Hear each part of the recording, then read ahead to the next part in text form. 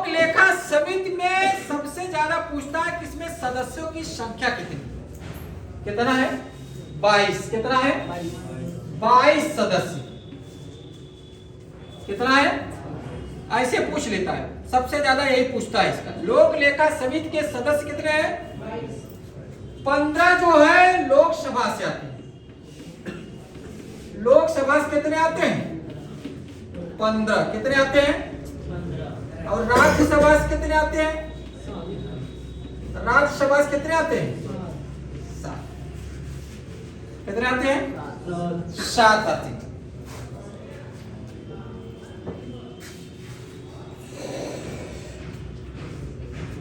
लोक लेखा समिति का जो अध्यक्ष होता है वो विपक्ष का नेता होता है।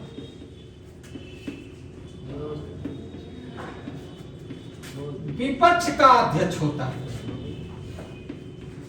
विपक्ष का नेता उसका क्या होता है अध्यक्ष होता है। अब ये कार्य क्या करती है लोक लेखा समिति? लोक लेखा समिति प्रत्येक जितनी मंत्रालय है उनकी खर्चों का ब्यौरा तैयार करती है। क्या करती है? जितनी मंत्रालय है भारत में उनके खर्च का ब्यौरा कौन रखता है? लोक लेखा। प्रत्येक मंत्रालय का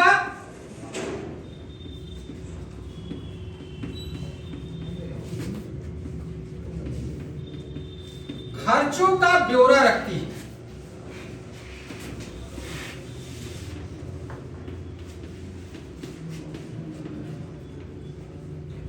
प्रत्येक मंत्रालय के खर्चों का क्या करती है? ब्यौरा रखती है। क्या रखती है? ब्यौरा रखती है। और जो नियंत्रण महालेखा परीक्षक है, कैग जिसे कहा जाता है, उनके रिपोर्टों को जांच भी करती है। कैग के रिपोर्टों के नियंत्रण महालेखा परीक्षण के रिपोर्ट्स को जांच करती है।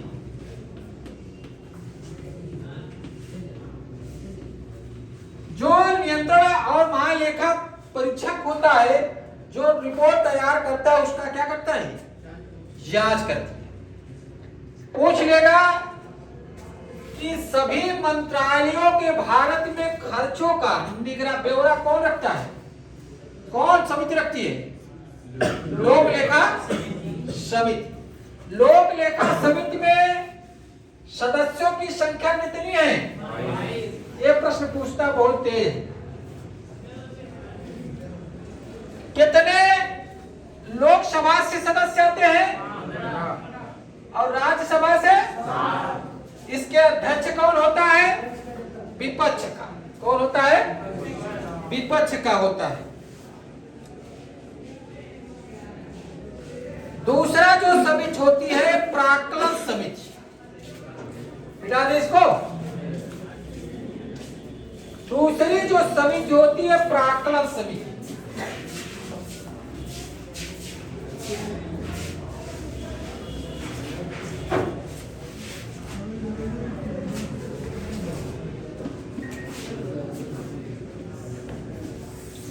प्राक्कलन समिति दूसरी जो समिति होती है प्राक्कलन समिति। कौन है? प्राक्कलन समिति है और सबसे बड़ी समिति है। सबसे बड़ी समिति है। इसमें लगभग 30 सदस्य आते हैं। कितने आते हैं? 30 सदस्य। यह सबसे बड़ी समिति, ये भी पूछता है, यह सबसे बड़ी समिति है।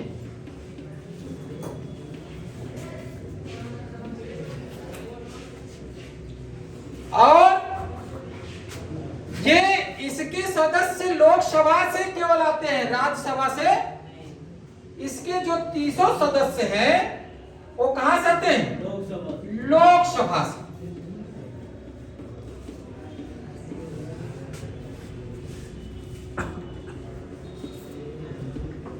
और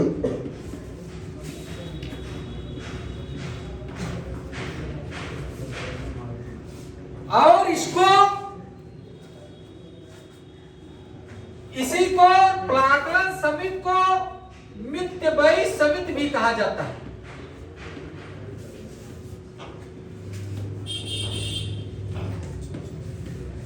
और इसी को अनुमान समिति भी कहा जाता है।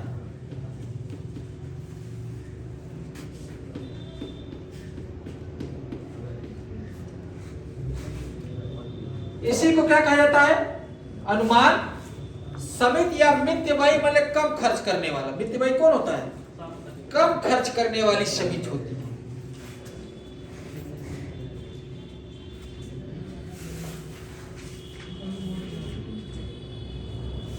इसका कार्य क्या है? सरकार के वित्तीय नीतियों को कार्य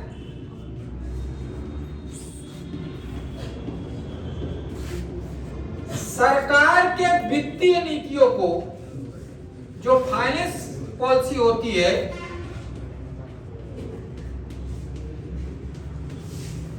वित्तीय नीतियों का के संबंध में सुझाव देता है। के संबंध में क्या देती है?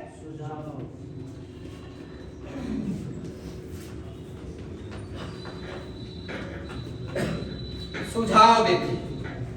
अब प्रश्न कैसे पूछता है? प्राक्कलन समिति को किस किस नाम से जाना जा रहा है? अनुमान समिति और मितव्ययी समिति। फिर प्रश्न पूछा सबसे ज्यादा सबसे बड़ी समितियां कौन है? यह प्रश्न बहुत बार पूछता है। सबसे बड़ी समिति कौन है? कौन है? प्राक्कलन। प्राक्कलन समिति में कितने सदस्य हैं? ये सरकार के, यह पूछता है सरकार के वित्तीय नीतियों में सुझाव कौन समिति देती है? कौन समिति देती है? बोलो। प्राक्कलन समिति। तीसरी समिति, समितियां बहुत है लेकिन मुख्य समिति पढ़ा रहे हैं। तीसरी समिति सार्वजनिक उपक्रम समिति। सार्वजनिक उपक्रम समिति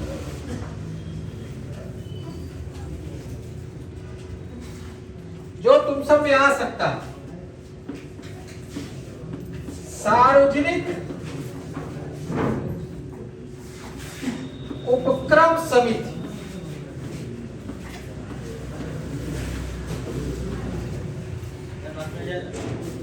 जाओ लिखो। इसमें इसके सदस्यों की संख्या भी 22 होती है। कितना होती है? 22 होती है। लोकसभा और यही होता है, लोकसभा और राज्यसभा दोनों से आते हैं। लोकसभा से भी 15 आते हैं और राज्यसभा से कितने आते हैं?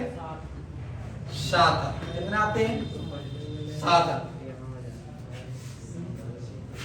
और सरकारी उद्योगों को स्वायत्त, ये देखो क्या करती है। सरकारी उद्योगों को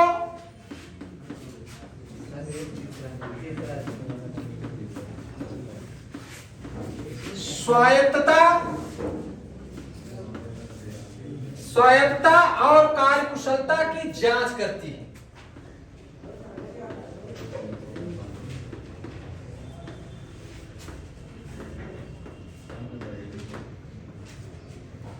कार्यकुशलता की क्या करती है? जांच करती है।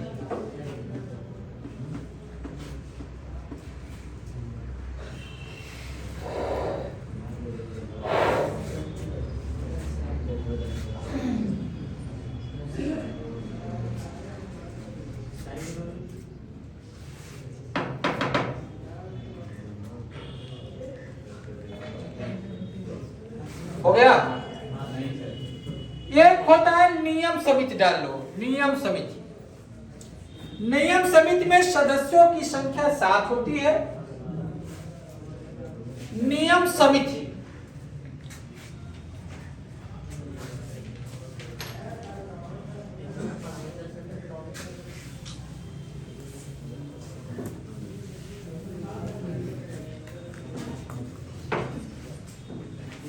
बहुत बड़ी टॉपिक है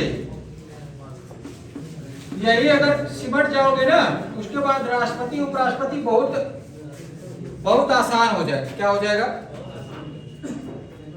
नियम समिति में सदस्यों की संख्या कितनी है? 7 है। लिखो प्रवर समिति।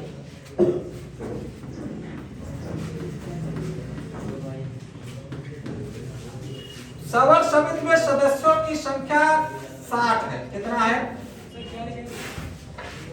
60 है। कितना है? 60।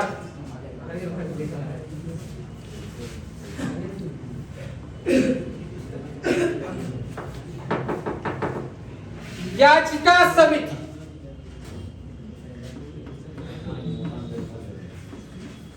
याचिका समिति में सदस्यों की संख्या 15 है। तो सबसे बड़ी लोक जो समिति है वो प्राक्कलन समिति है, उसके सदस्यों की संख्या 30 है। कितना है? और लोक लेखा समिति की सदस्यों की संख्या कितनी है? 22। कितना है? 22। तीसरी, अब इसमें ये खत्म हो गया। क्या हो गया? अब बहुमत के प्रकार डाल लो। क्या डाल लो? बहुमत के प्रकार। अगला चालू कर दीजिए।